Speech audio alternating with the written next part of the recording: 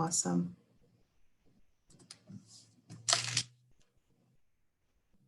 And I have a question here from Dr. Jason Petula. Yes, everyone is automatically muted, and people will be able to ask questions during in the Q&A box or in chat. Okay. So hello, everyone. Good day. My name is Patrice Campbell, and I am the Director of the Office of International Programs and Services here at Millersville University. It is definitely a great honor to have you all here today as we celebrate International Education Week 2020. I'm sure we've all had quite the year. International Education Week is a joint initiative with the U.S. Department of State and the U.S. Department of Education, and is a part of an effort to promote programs and opportunity that celebrates the benefits of international education and exchange worldwide. It's also the same week that the annual Open Doors report is revealed. An Open Doors report is published from the Institute of International Education, and the report highlights the survey results on international and US student mobility, and who are the top sending and receiving countries, as well as statistics based on the student demographics. And as you can imagine, today when I listened to the Open Doors report, there are definitely challenges that we've faced, and it shows in the report. However, I think that one thing that could be a theme for where we are as international educators is that we're hopeful. And the US remains committed to international education.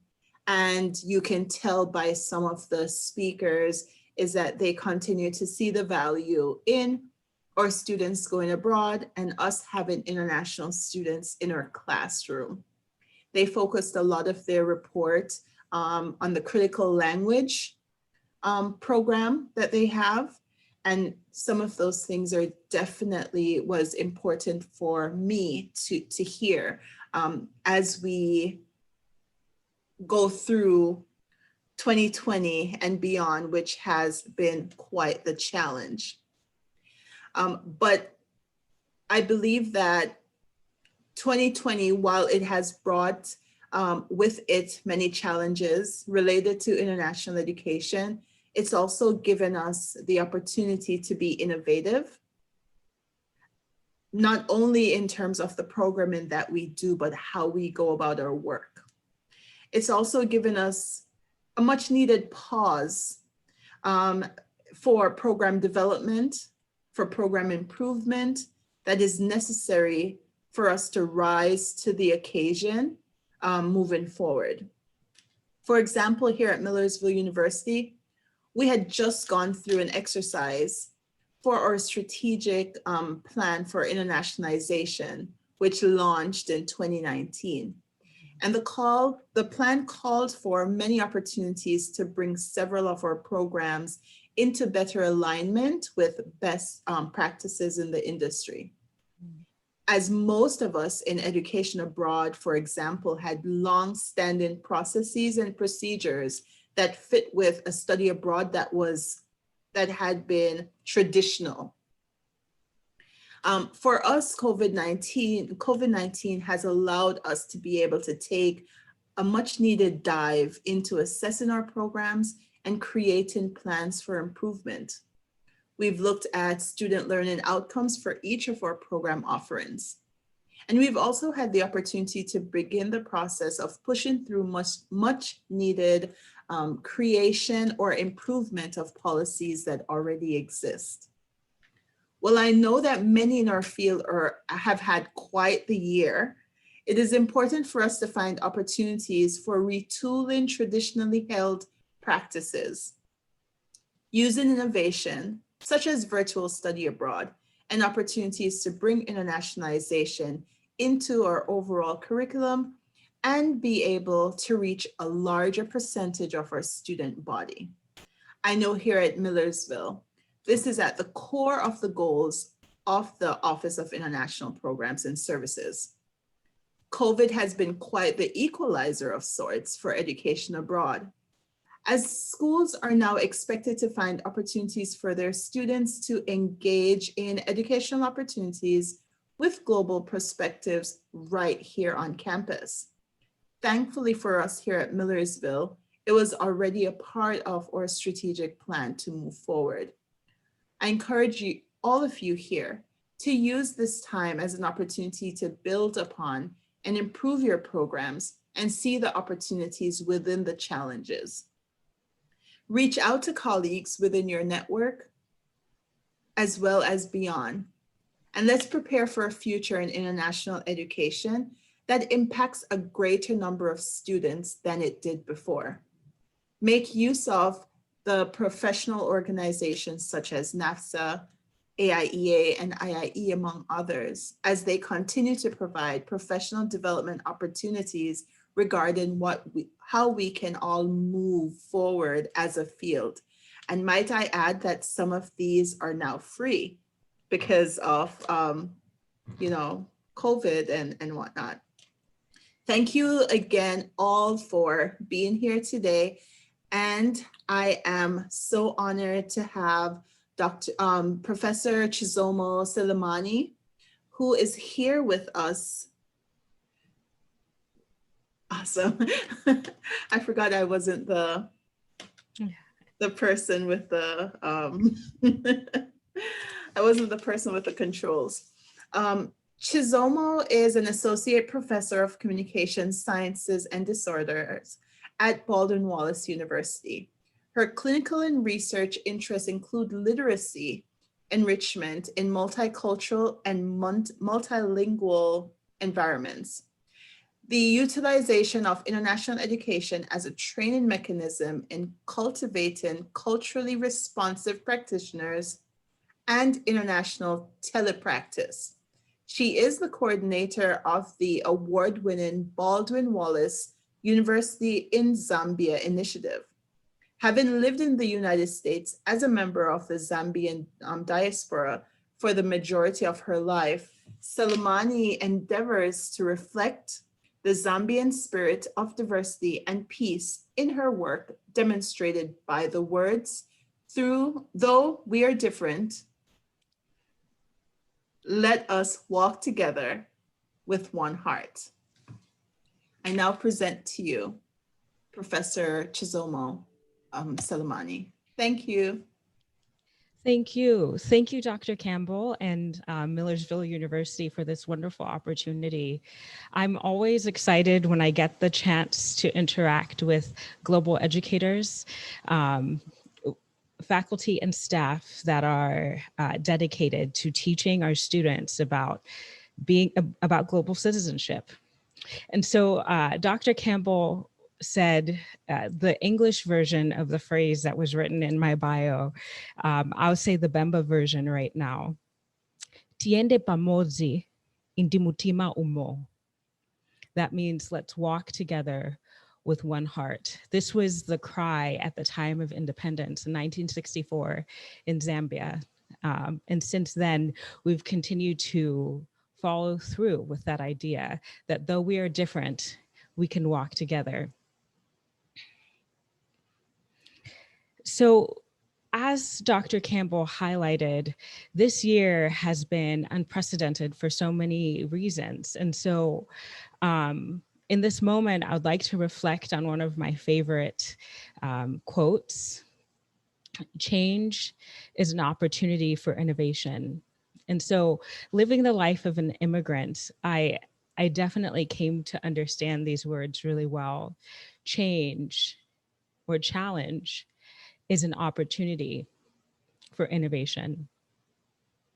And so in this moment, I would like to hear a little bit from you, just to check in with all of you. I know we can't see you, but I would love if you could write a single word in the chat box that reflects how you're feeling on this Monday. We are first people as we come to this work, and so I would love to hear from you. So my word today would be reflective. I'm deeply reflective in this moment. And so moving forward, I'd like to share a little bit with you about my life, because as I said, we first come together as people, and then we come together as professionals, seeing how we can make the world around us better. So as I think about the quote, change is an opportunity for innovation, or challenge is an opportunity for innovation. For me, this is a slightly upgraded version of what I grew up with, growing up in an immigrant home. And that age-old adage, necessity is the mother of invention, is something that my mother would say often.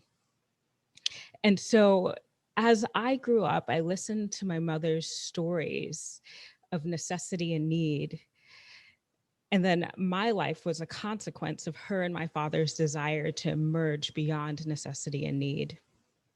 My mother would regale me with stories about how she and her father did school. They would go outside and find sticks and draw letters and numbers in the dirt. And so I found out in that moment how they made the outdoors their classroom. Her drive for education, her family's desire to train what we would call in Zambia the girl child, back in a time when that wasn't common, led to the construction of an innovative classroom. And then at the age of 7, she moved away from home to another city across the country to go to school. Another movement that was made out of necessity. And through her adolescent years, she would make her own clothes. If she wanted a dress, she'd make the pattern and get to creating. The skills she acquired, her flexibility, and the strength that she developed came out of adapting to change. It came out of a need. It came out of necessity. And honestly, my skills, my flexibility, and my strength have come from watching her, but have come more out of adaptation to change than from necessity. But now we all find ourselves in this common place, this place that is an intersection of both necessity and change. As international educators, our flexibility and responsiveness come less out of necessity and more from our navigation of a changing world and understanding of our students' needs.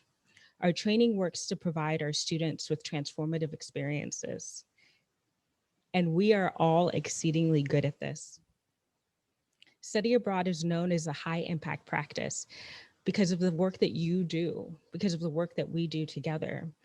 It enables students to meet the world, be stretched in ways that redefine their thinking, and grow as people. We're experts in problem solving. We're used to being responsive. We're responsive to intercultural interactions, logistical challenges, and so on. I know that the director of our Explorations and Study Abroad department at Baldwin Wallace University is used to getting phone calls in the middle of the night as faculty leaders are trying to problem solve through a misconnection or through a sudden challenge that has arisen. We're skilled at this. We're skilled at thinking on our feet and making the world better for our students and for our community partners, our global partners. And so now, in a world that is undergoing such rapid change, we're being asked to be more responsive than ever, with fewer resources and an inability to travel.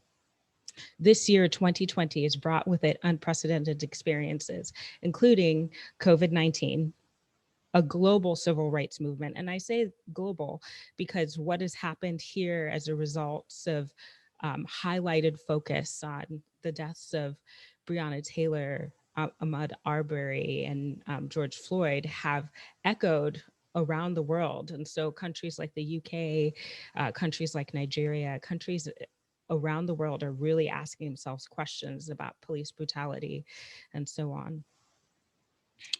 And then, of course, for us in the United States, we've just concluded a tumultuous election cycle. And although it was a US national election, the world was watching. These experiences, especially the consequences of the emergence of COVID-19, have simultaneously stripped us from our ability to connect to the world in traditional ways, but yet have emphasized our greater need for connection. This kind of change can feel heavy and insurmountable. How can we be responsive to change given our current constraints? Why is it important for us to persist through this time? During this session, we will talk about ways to engage in international collaboration, and we'll probably review some things that are familiar. Hopefully, they're familiar. And I will share from my experiences about the structure of a virtual program that I conducted during COVID-19. This program was actually highlighted in IIE, or the Institute of International Education's publication. I believe that was in August. And so we'll talk a little bit about that. And I have some student feedback from a focus group that was conducted, and we'll talk a little bit about some lessons learned related to these. We also have some time for question and answer toward the end of this presentation. So now there's the question of, how do we connect during this time? So that might have an easy answer, but let's think a little bit about why. So when we're able to travel, we can eliminate all kinds of variables and constraints by meeting with people in the same time and space. We do not have to consider things like time zone differences and or reading in between the literal lines. I found that now more than ever, I have to be aware of subtext without the presence of any other social cues like physical proximity, tone of voice, or facial expression when communicating through email and social media. I'm a speech language pathologist, and so I deal in all the intricacies associated with communication. And when you're stripped of all of that and you have to rely just on technological solutions, that can be challenging. There can be a lot of things lost in literal translation. And so even still, I found myself leaning on technological solutions that only require mobile technology a little bit more. So much of my work has me connecting with colleagues across the continent of Africa, and also in places like Australia, Hong Kong, New Zealand. And one thing I found in common is the ease of connection using mobile technology. So why mobile technology? Why am I starting here? Well, according to Pew Research in 2019, more than 5 billion people have mobile devices. Or to put it a different way, I've heard someone say this of the continent of Africa, that there are more people that have a mobile device than a toothbrush. And I believe that that could be extrapolated to the rest of the world. So think about how ubiquitous mobile technology is. So as we struggle to think of innovative ways to connect around the world, I encourage us to think about even easy and simple solutions that might be handheld. Another Pew Research Center survey indicated that adults in 11 nations across 4 global regions last year, that these smartphone users, and especially those who use social media, are more regularly exposed to people who have different backgrounds and are more connected to friends and people that they don't see in person. Also, those with smartphones are also more likely to have access to new information about health and government services. So once again, we're using something where people are used to investigating difference and leveraging that.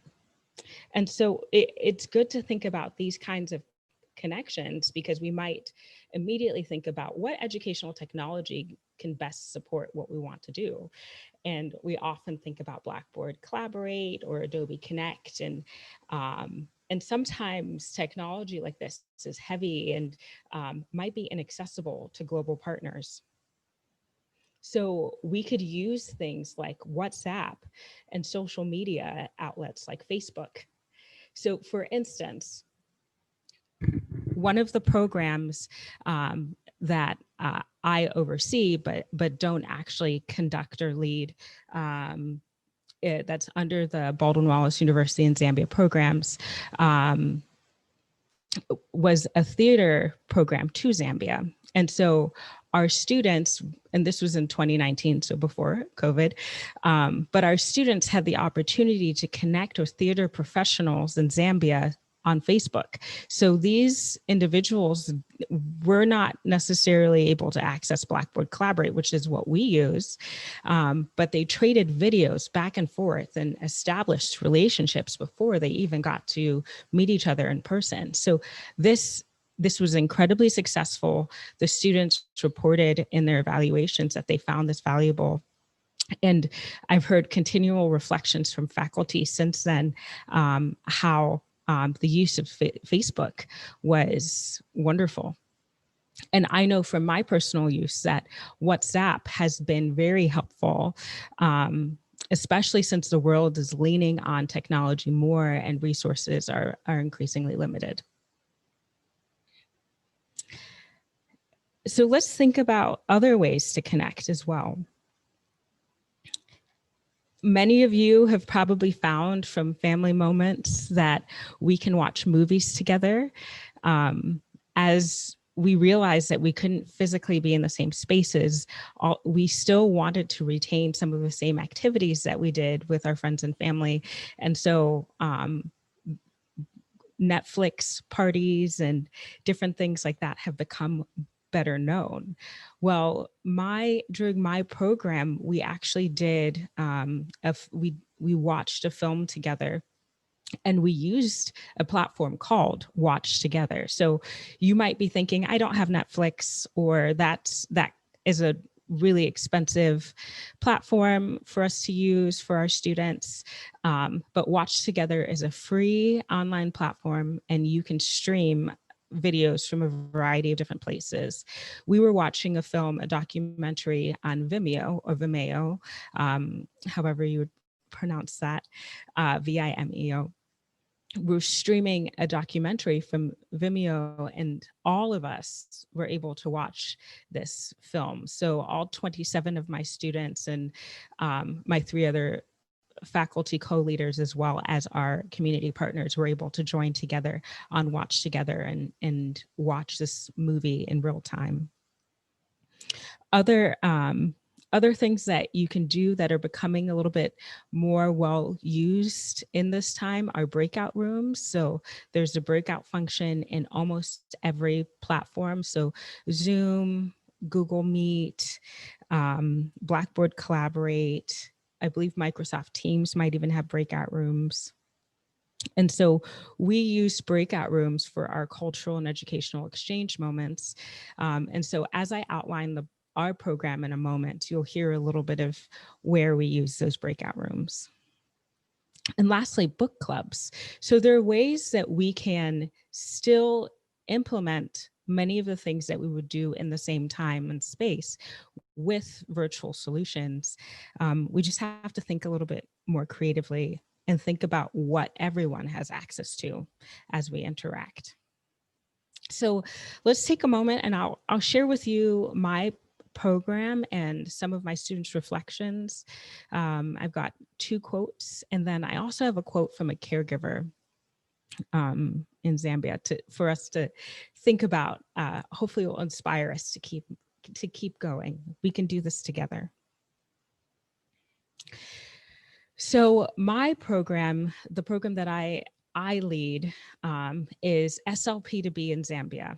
So SLP stands for speech language pathology. And so we take our speech language pathology and audiology master students in between their 1st and 2nd years of their graduate program to Zambia.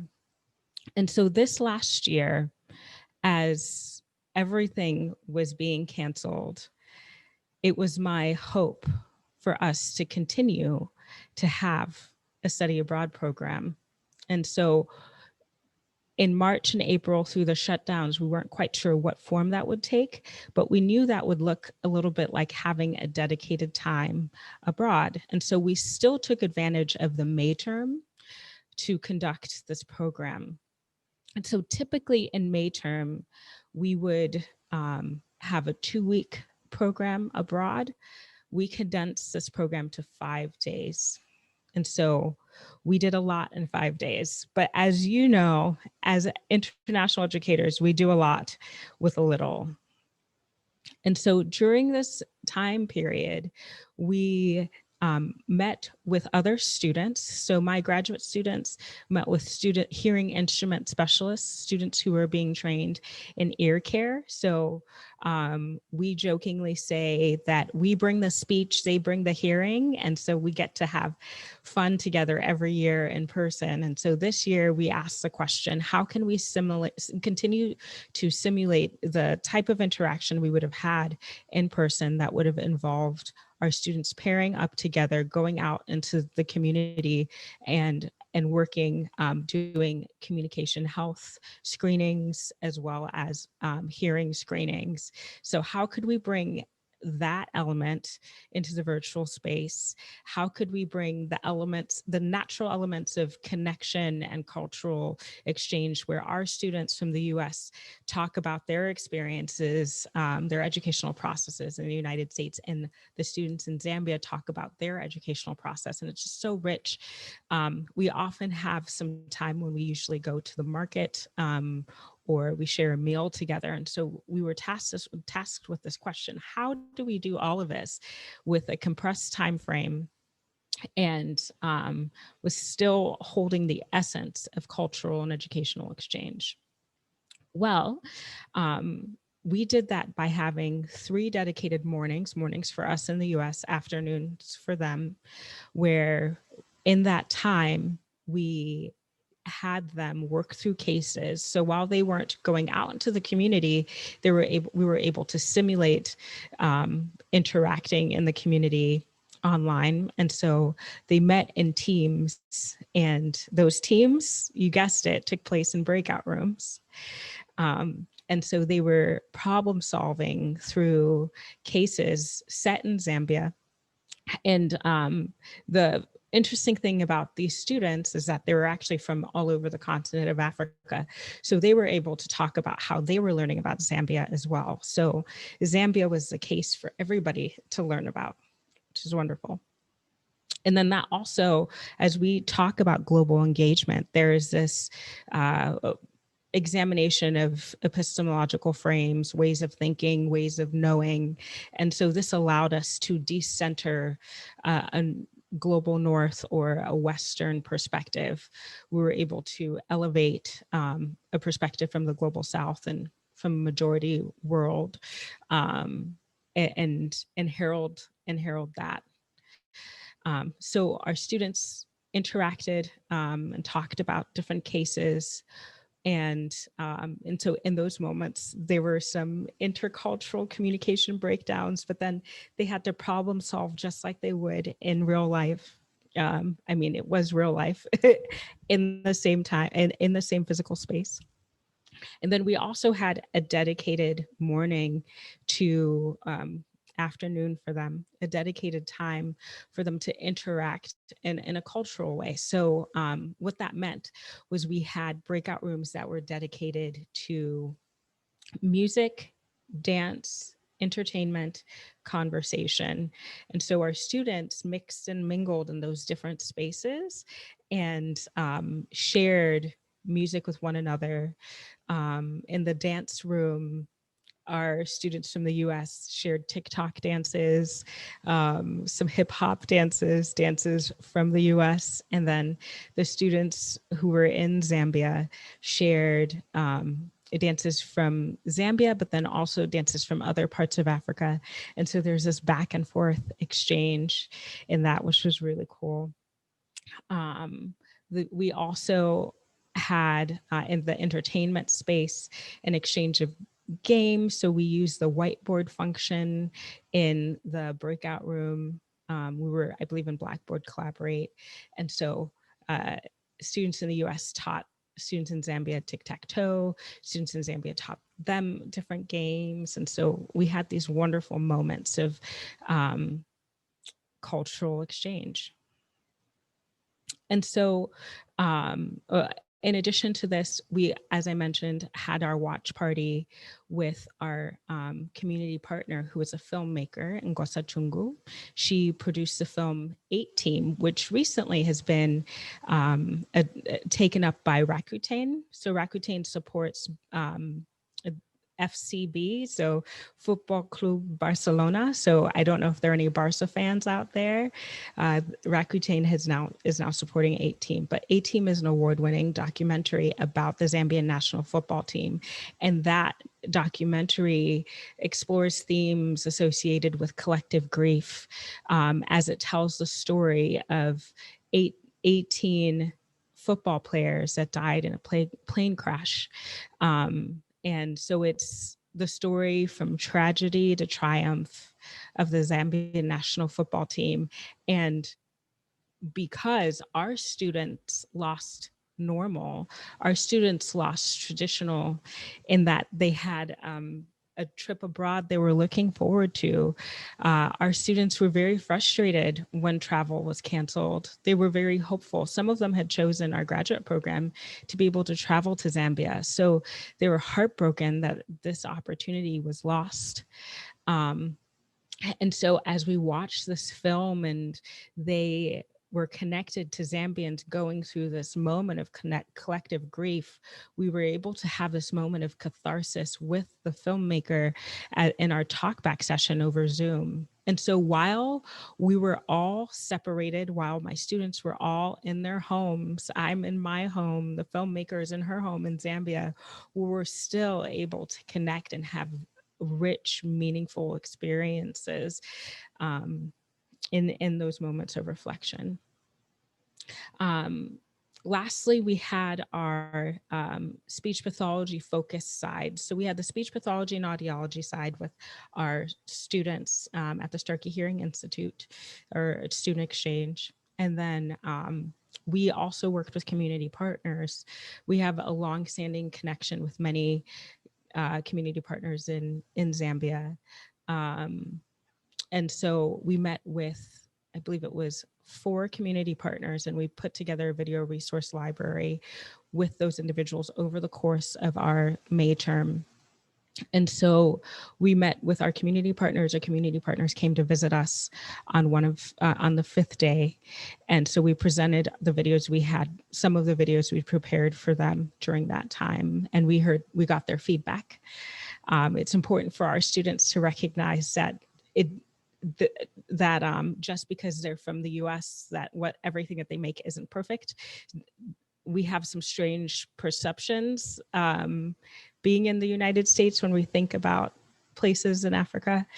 And so once again, decentering our understanding of the world and the way that the world functions, deconstructing that. And so in meeting with our community partners, we also met with a caregiver that reflected on her experiences of being a mother of a child with complex communication challenges.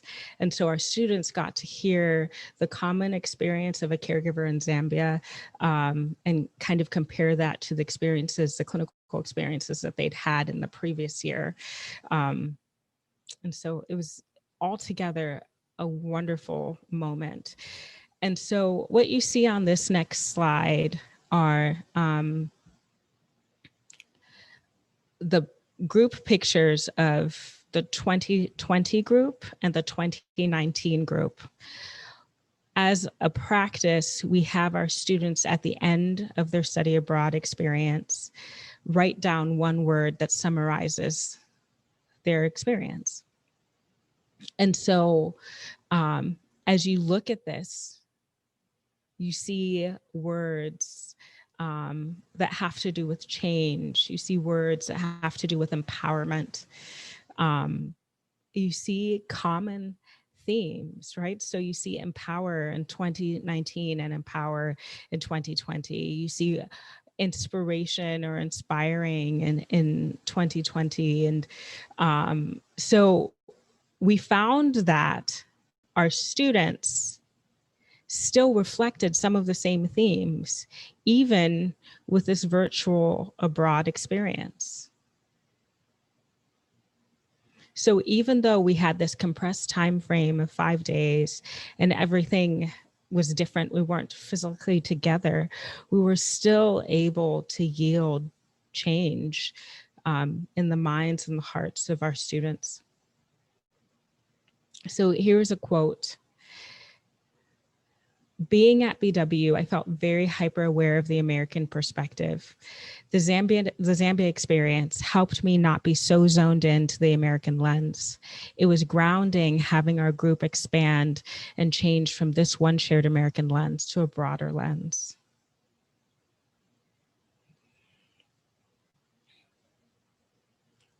We had another quote from another student. This was a focus group. It was great to be a part of the focus group for our virtual study abroad trip. I hope that the information going forth will help to ensure more virtual abroad opportunities for more students. When our students were met with the question, do you think a virtual program is worthwhile? Do you think that other institutions should follow this model or do something for their students in a similar way to what we did for you this year? There was a resounding yes.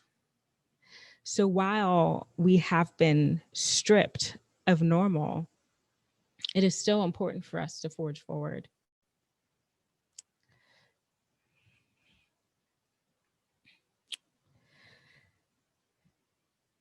Our caregiver that met with us told us her tumultuous story, her heart-wrenching story of literally traveling the globe to find services for her child with complex communication challenges.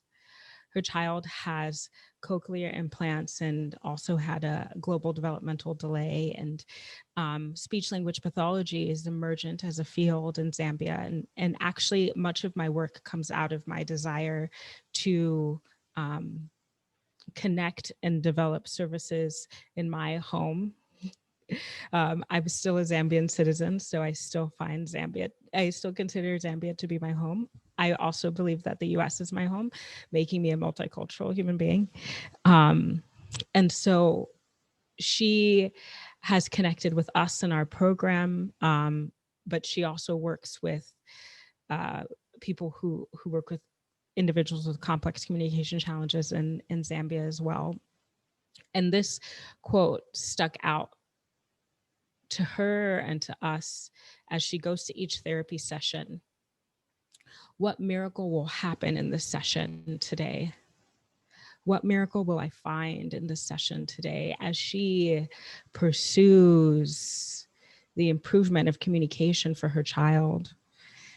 And for us who are in this space, in this world that has kind of trapped us in a reality that might feel insurmountable. What miracle can we find in this moment? How can we leverage the advantages of our current reality to support our students' continual development in the rich attributes gained in studying abroad? How can we still facilitate cultural and educational exchange without being in the same physical space? We cannot cling to normal because normal was taken away from us. We cannot hide or deny the importance of global engagement.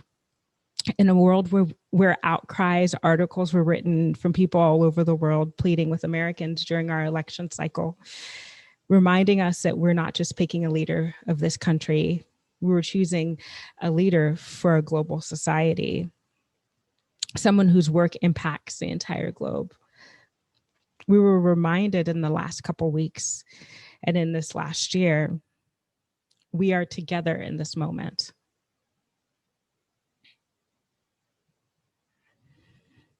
We have to be responsible. How can we be responsible and respond together? How can we rise together in this moment? So I'm going to leave you with that question. How will we rise together as we move forward? How will we take our collective situation and take the tools that we have and continue to cultivate meaningful global interactions? Thank you so much for providing the space to listen to me, to hear about my experiences in a virtual study abroad program, to hear about me as an individual. And I'm hopeful that these experiences, that this journey will be an encouragement to you. And I look forward to hearing a little bit more in the question and answer section. So thank you so much, Dr. Campbell. I will hand things back over to you. Thank you so much for the opportunity to hear you speak another time. I have to say that I was a part of the IIE presentation in September, where as I mentioned, there's so many opportunities right now for professional development to determine what our new normal will be. And when I heard about the program at Baldwin Wallace, I just knew that it was something that I felt that our institution, as well as PASHI in general, could find useful. I see here that we have a few of our pioneers or veterans in education abroad for faculty-led travel. And I think that for faculty-led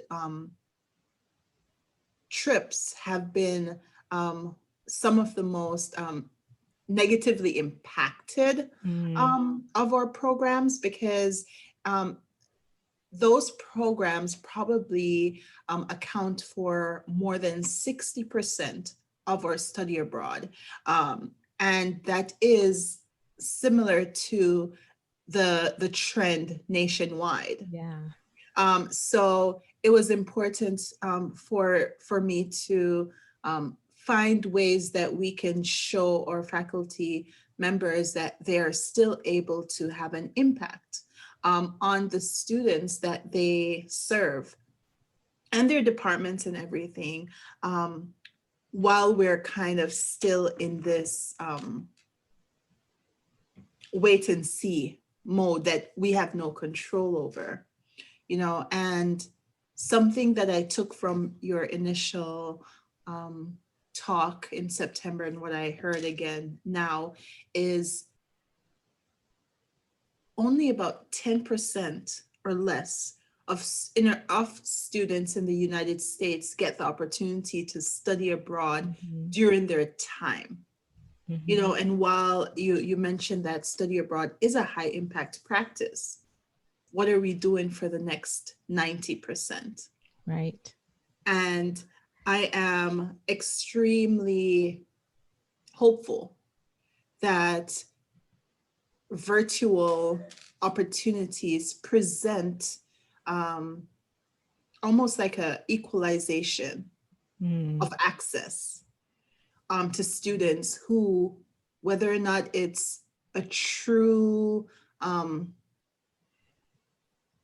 block or it's perceived, that we're able to take out as many of those blocks that they might find, that they might have. And I guess a question is, moving forward, how, and because I haven't seen any Q&As yet, how do you see, while we more than likely will go back to travel with small groups and everything, how do you see us in general continue using this program and model that we had to do out of necessity moving forward? Yeah. So our program, our study abroad program through our department was actually an elective, but we moved for it to be an embedded part of our program and to be mandatory, especially since we saw we could do this virtual piece. So, so now the expectation is that every student, so we've had about 95 to 99% of our students opt to go to Zambia anyway. And the question I keep getting asked is, how are you getting students to want to go to Zambia? Because when we think about traditional places where people study abroad, oftentimes I heard through the Institute of International Education that that typically, like especially if we think back to 20 to 30 years ago, people were traveling to Europe to study foreign languages. And so those are still the most popular programs. So going to Zambia, Africa is not necessarily thought of as a destination, an exciting study abroad destination. And so this virtual experience has opened the door to connect to places where students might have some biases against those places. And so my hope is that we can continue to connect with community partners abroad and anchor institutions abroad. We are doing an initiative at BW this year called Global Classrooms. And so that is a way for people to get a sampling of a global connection without being dedicated to physically traveling abroad. And so I think the more opportunities students get to interact with international individuals within the classroom. So whether that's through projects or through a guest speaker or through a book club, other interactions, I think that increasing in familiarity will then make traveling more more exciting, more accessible. The barrier really is for many of our students knowledge and familiarity. We like what's familiar to us. There's so much research that suggests that. And that's why it's so important for us to have a variety of experiences of exposure. So, yeah. Awesome. Any other thoughts or questions?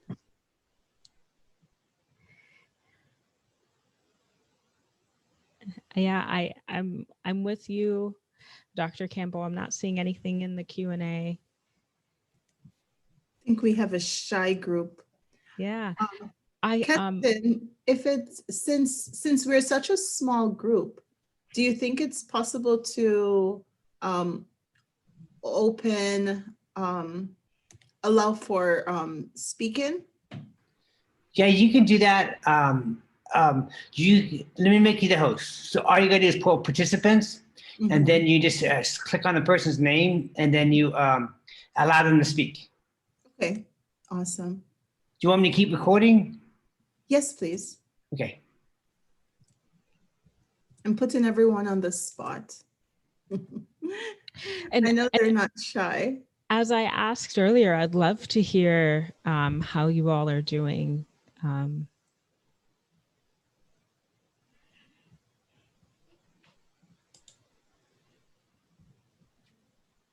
Anyone?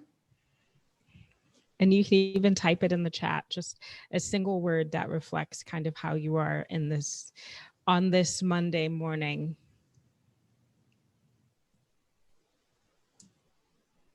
I guess they're still shy. Hopeful.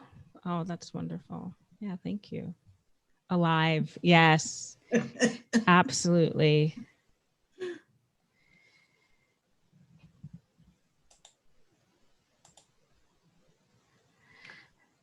Are you reading those comments from the chat?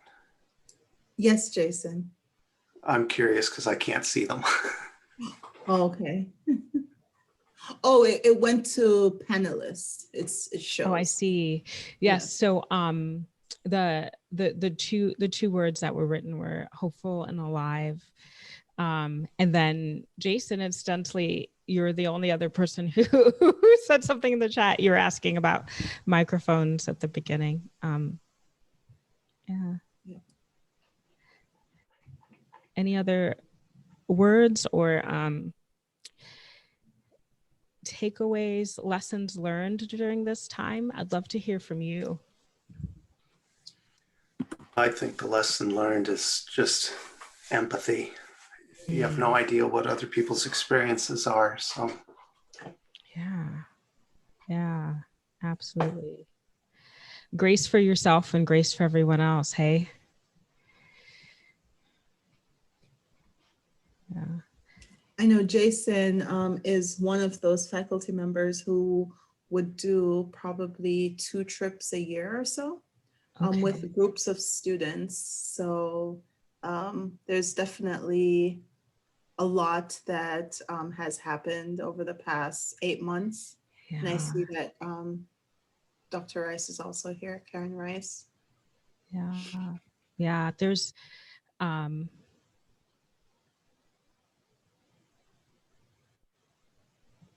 well, how do you think that students from Zambia might perceive coming to the US to study for degree programs in the upcoming semesters?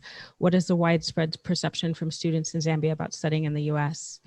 And thank you so much, Margaret. How many students have participated in the Zambia initiative? So first, the perception of students in Zambia coming to the US, we actually have had a scholarship program that has been available for one Zambian student to study at the master's level. And we've had one student successfully complete that. You probably know, as international educators, there's so many barriers for international students, particularly students that are coming from the majority world.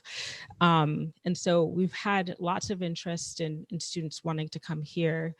I'm not so sure how that will change. It seems that there is a difference in experience with COVID-19 in Zambia right now as compared to here. You probably know that there are a number of countries in Africa that haven't been experiencing the same impact. And I actually wonder if it's because Africa as a continent has been dealing with public health concerns for a while, and they're pretty skilled at things that we're working on in terms of information dissemination and practices when we hear that there are challenges, et cetera. When we hear that there are health concerns and all of that. So I'm not quite sure how that perception will change. But generally there's been a positive perception about coming to study in the US. And so how many students have participated in the Zambia initiative? Let's see. My program has taken about, I believe it's 5 cohorts of students, but then we have another international education program that's taken students, and then the overall initiative is inclusive not just of international education, but also of professional development and community engagement. So our overall impact has been several classes in different disciplines, as well as I believe every school at BW has had representatives go to Zambia and engage in professional development there. And we have an advisory board in Zambia that consists entirely of leadership from these different organizations within Zambia. And so I believe our advisory board is about 15 people. So the reach of the BW in Zambia, BWZ. I actually like to call it BWZ because it's not so much just about BW invading Zambia. It's about the interaction between our community partners in and around Lusaka, Zambia, with the university. So our BWZ initiative is pretty far-reaching. We seek to learn, and it helps that BW has a Zambian at the helm. So people in Zambia actually communicate to me like family, which has been very beneficial. We have a question here from Karen Rice regarding how a book club might be structured. Yeah. So I actually borrowed that idea from my professional organization. I'm also the coordinator of the special interest group through the American Speech, Language, and Hearing Association, dedicated to global issues in communication sciences and disorders. And so our special interest group has a quarterly book club that is led by an individual in Australia, and has participants from all over the globe. And then this next year, I'm incorporating the book club experience in my study abroad program. And so the book that I have selected is called The Old Drift, and it is a novel written by Namwali Serpal. She is a Zambian. She and I are actually kind of similar in that she is a Zambian American. She was born in Zambia, lived and grew up in Zambia, and then has come to the United States in her adulthood. She is a professor at Harvard, and has written this book that is centered on the Zambian experience. There are 3 generations of 3 different families cataloged in this book about Zambia. And so the idea is that the students in Zambia will be reading the book as well as us, and we'll have a once a month check-in, a once a month meeting to discuss a section of the book. The book is divided into 3 sections. So so that's the loose structure of our book club. And then, like I said, the book club that's going on through my national association, we meet every 3 months. And that's yielded some really nice conversation. Karen, did you want to say more? Thank you. I appreciate that. Oh, I'm so sorry. I wasn't able to hear that. She was saying that that she appreciated your answer. Okay. Thank you so much for coming today. Thank you to everyone who took the time out of your very busy Monday to be here. Happy International Education Week 2020. And I hope that you have an opportunity to find events or programs that are available to you here at Millersville University, as well as across the internet. And you can find information about this typically by going to internationaleducationweek.state.gov. Thank you all so much and have a very good rest of your day. Thank you so much. This is such Dr. a Campbell, privilege. can you stop the recording? Sorry, you're the host now.